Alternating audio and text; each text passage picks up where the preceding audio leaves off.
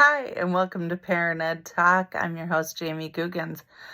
Well, you did it. Your kid is finally an adult. That means you can stop parenting them, right?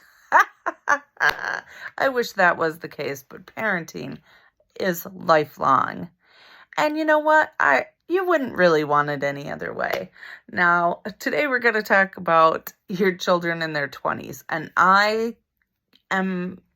I'm a self-proclaimed expert in this field because, as I might have mentioned before, I have 6 kids, and 5 of the 6 are in their 20s right now. So I have a 21, 23, 25, 26, and 27-year-old. And they're all in different areas of their life. So, the cool thing about the 20s is they're leaving the nest, they're exploring, they're really setting the stage for themselves as adults, which can be awesome.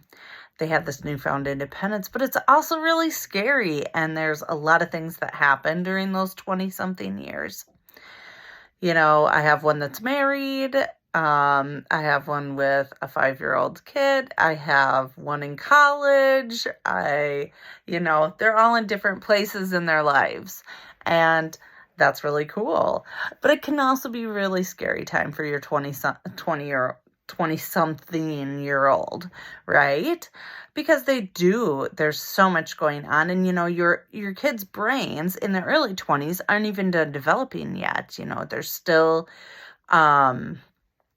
working on some of those areas of planning and planning for the future, consequences for their future actions, self-restraint, some of that stuff. In your early 20s, it's not quite done developing. So they still need you around to help them out a little bit.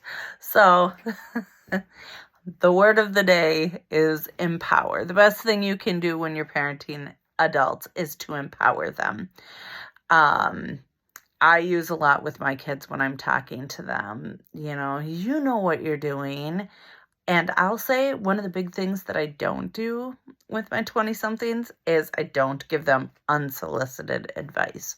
Now, I'm here if they want to talk, and if they want to ask my advice, I'll definitely give it to them.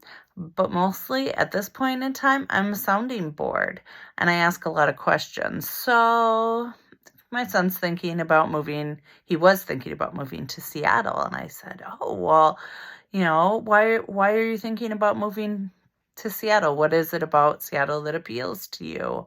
Is there a job there? Do you like the area?